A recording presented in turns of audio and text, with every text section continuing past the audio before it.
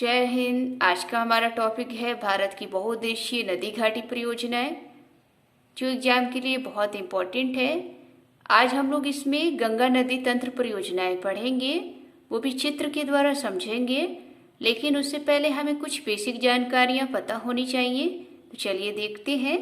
सबसे पहले हम लोग ये जानेंगे कि बहुउद्देशीय नदी घाटी परियोजनाएं क्या है। जैसा कि आप यहाँ देख सकते हैं, नाम से ही स्पष्ट है बहुउद्देशीय। बहुउद्देशीय का मतलब होता है बहुत सारी उद्देश्य के लिए नदी घाटी पर परियोजनाएं बनाई जाना। परियोजनाएं जैसे कि बैराज, बांध, ये सब नदी पर बनाए जाते हैं और बहुउद्देशीय यानी बहुत सारे उद्देश्यों के लिए बनाए जाते हैं। ठीक है, आगे देखेंगे। भारत के first prime minister Pandit Jawaharlal Nehru ने बहुउद्देशीय नदी घाटी परियोजना को आधुनिक भारत का मंदिर कहा था। बहुत बार एग्जाम में पूछा जाता है कि आधुनिक भारत का मंदिर किसे कहा जाता है, तो बहुउद्देशीय नदी घाटी परियोजना को कहा गया। किसने कहा था? पंडित जवाहरलाल नेहरू ने। फिर देखेंगे, नदी की घाटियों पर बड़े बड़े बांध बनाकर ऊर्जा, सिंचाई, पर्यटन स्थल, जल विद्युत, बाढ़ नियंत्रण, भू संरक्षण, अंतःस्थलीय नौ परिवहन आदि का विकास किया जाता है। उसे ही बहुउद्देशीय नदी घाटी परियोजनाएं कहा जाता है। फिर देखेंगे आप, 7 जुलाई 1948 को स्वतंत्र भारत की पहली बहुउद्देशीय परियोजना दामोदर घाटी परियोजना थी। ये बहुत बार एग्जाम में पूछा भी गया है कि स्वतंत्र भारत की पहली बहुउद्देशीय परियोजना कौन सी थी, तो दामोदर घाटी।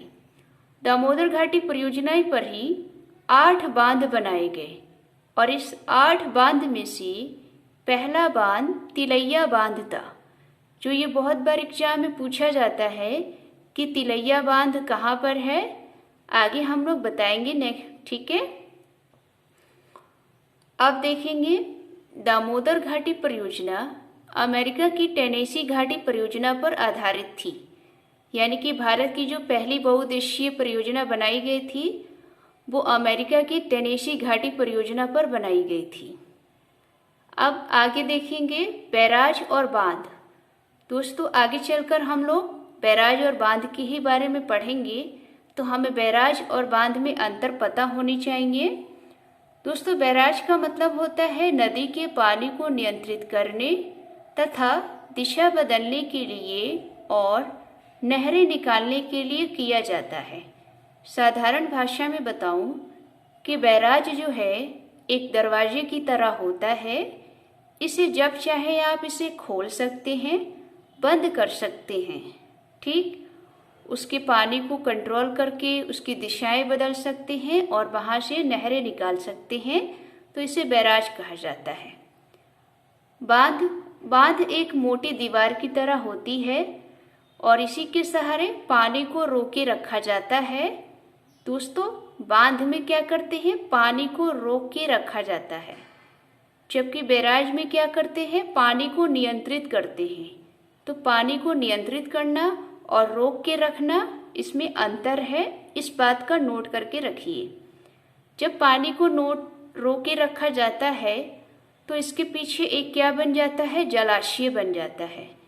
इसी जलाशय से बहुत सारे जल विद्युत बनाए जाते हैं, जल की आपूर्ति की जाती है, बाढ़ संरक्षण किया जाता है। ठीक, अब हम लोग यहाँ देखेंगे गंगा नदी परियोजनाएं। ये हमने यहाँ पर चित्र बनाया है, जिसमें हम लोग आज गंगा नदी की जो परियोजनाएं हैं वो समझेंगे। ठीक है, आप देख सकते हैं ये गंगा नदी परियोजनाएं हैं। ये गंगा नदी जा रही है। ये गंगा नदी की सहायक नदियों पर परियोजनाएं बनी है, उसी को आज हम लोग पढ़ेंगे। दोस्तों, इधर से एक नदी आती है भागीरथी नदी, और भागीरथी नदी की एक सहायक नदी है भिलांगना नदी। ये भिलांगना नदी भागीरथी पर मिल जाती है और इसके संगम के पास एक जलाशय है जिसका नाम है स्वामी रामतीर्थ सागर जलाशय। ठीक है, इसी जलाशय के आगे एक बांध बनाया गया है, टिहरी बांध, जो एशिया और भारत का सबसे ऊंचा बांध है। टिहरी बांध के आगे ही कोटेश्वर बांध बना है और कोटेश्वर बांध के आगे टिहरी पंप स्टोरेज बांध भी बनाया गया है। तो भागीरथी नदी पर 3 बांध बनाए गए हैं जो उत्तराखंड में पड़ता है। अब इधर देखेंगे, इधर से अलकनंदा नदी आती है जो पंचप्रयाग का निर्माण करती है। दोस्तों, हमने एक वीडियो में पंचप्रयाग के बारे में पढ़ाया है, उसकी आप वीडियो देख लीजिएगा। यहाँ पर हम लोग केवल समझेंगे कि अलकनंदा की एक सहायक नदी है धौली गंगा, जो अलकनंदा में मिल जाती है तो इसे विष्णु प्रयाग कहा जाता है। दोस्तों, प्रयाग का अर्थ होता है 2 नदियों के संगम को प्रयाग कहा जाता है। फिर आती है नंदाकिनी नदी, ये अलकनंदा में मिलती है तो नंद प्रयाग। पिंडारी नदी अलकनंदा में मिलती है तो कर्णप्रयाग। इधर से मंदाकिनी नदी आती है तो इसे रुद्रप्रयाग कहते हैं और ये अलकनंदा भागीरथी नदी में मिल जाती है तो इसे देवप्रयाग कहा जाता है। अब ये भागीरथी नदी देवप्रयाग से ही आगे चलकर गंगा के नाम से जानी जाती है।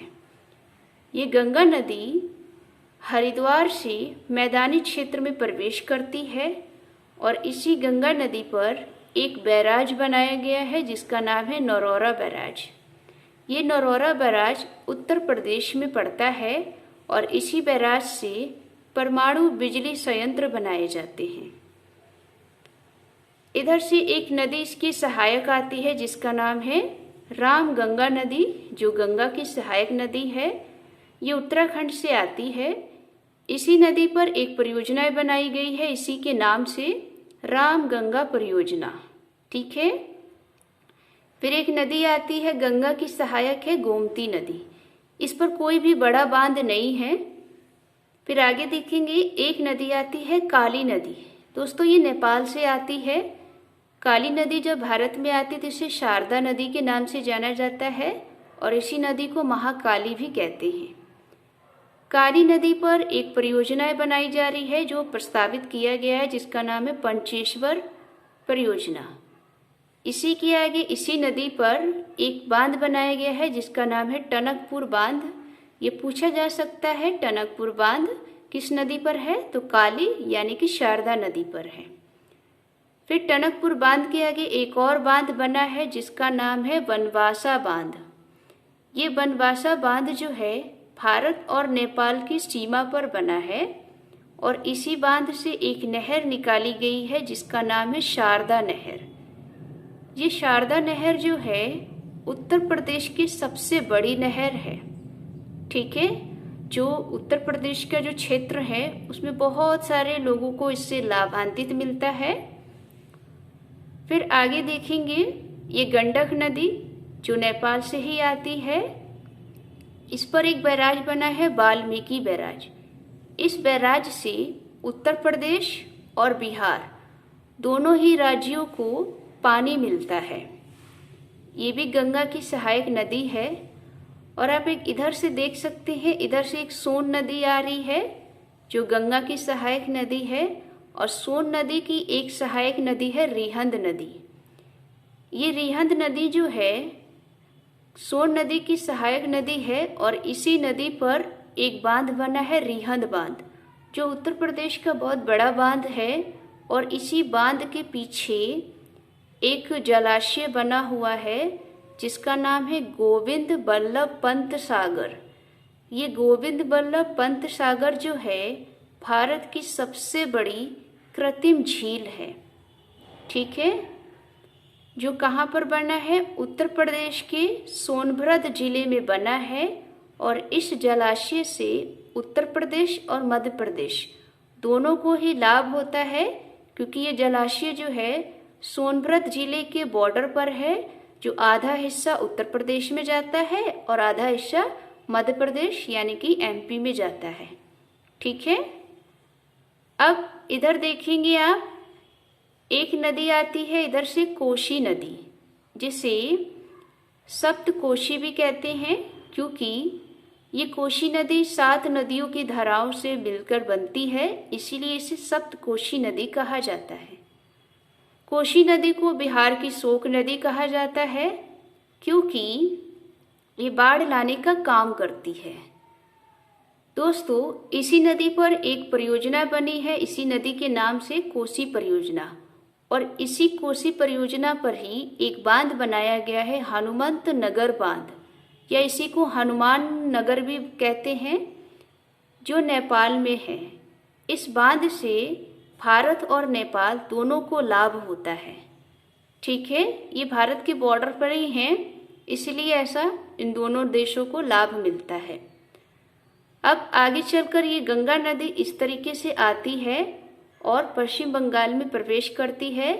तो गंगा नदी में जब ये पश्चिम बंगाल में प्रवेश करती है तो यहाँ पर एक बांध बना है जिसका नाम है फरक्का बैराज।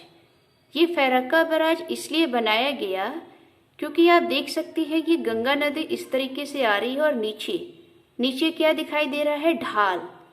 तो जब नीचे ढाल की ओर आती है तो इसका सारा पानी तेजी से क्या हो जाता है, आगे की ओर बढ़ जाता है, जिससे इस पानी को रोकने के लिए यहाँ पर पश्चिम बंगाल में इस नदी पर बांध बनाया गया, बैराज बनाया गया।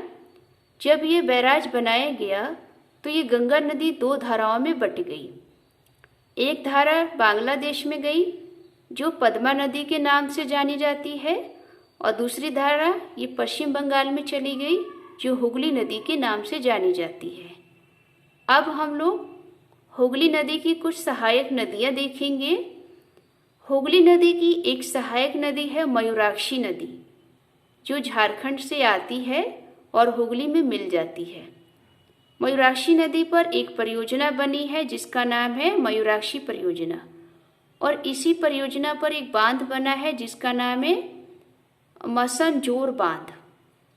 ठीक, हुगली नदी की एक और सहायक नदी है जिसका नाम है दामोदर नदी। ये दामोदर नदी झारखंड के छोटा नागपुर पठार से निकलती है और हुगली नदी पर मिल जाती है। दामोदर नदी की कुछ सहायक नदियां हैं, जैसे कि आप देख सकते हैं बराकार नदी। ये बराकार नदी झारखंड से निकलती है और दामोदर नदी में मिल जाती है। बराकार नदी पर 3 बांध बनाए गए हैं। एक है तिलैया बांध, दूसरा है बान पहाड़ी बांध, और तीसरा है मैथान या मैथन बांध। ये तीनों बांध जो है बराकर नदी पर बनाए गए हैं, जो दामोदर की सहायक नदी है। अब दामोदर की एक और सहायक नदी आती है जिसका नाम है कोनार नदी। इस कोनार नदी पर इसी के नाम पर एक बांध बना है, कोनार बांध। दामोदर की एक और सहायक है जिसका नाम है बोकारो नदी। बोकारो नदी पर भी एक बांध बना है, इसी नदी के नाम पर है जिसका नाम है बोकारो बांध। उसके बाद अब दामोदर नदी पर कुछ बांध बनाए गए हैं, जैसे आप देख सकते हैं अय्यार बांध, फिर उसके थोड़ी दूर आगे बरमो बांध, और एक और बांध है जिसका नाम है पंचेत पहाड़ी बांध। तो टोटल कितने बांध हो गए? 8 बांध। कैसे? आप देख सकते हैं दामोदर की एक सहायक नदी बराकर नदी पर 3 बांध है, कोनार पर एक बांध है, 4 हो गया, बोकारो पर एक बांध है, 5, दामोदर नदी पर 3 बांध है, अय्यार बांध, बरमो बांध और पंचेत पहाड़ी बांध। तो टोटल कितने हो गए? 8 बांध। ठीक है। इसी नदी पर, दामोदर नदी पर एक बैराज है जिसका नाम है दुर्गापुर बैराज। ये दुर्गापुर बैराज जो है पश्चिम बंगाल में पड़ता है। तो दोस्तों, आज की ये जानकारी आपको कैसी लगी? उम्मीद है आपको ये वीडियो समझ में आई होगी। अगर वीडियो अच्छी लगी हो तो वीडियो को लाइक करें, चैनल को सब्सक्राइब करें। ऐसी ही जानकारी के लिए मिलते हैं नेक्स्ट टॉपिक में। जय हिंद, जय भारत।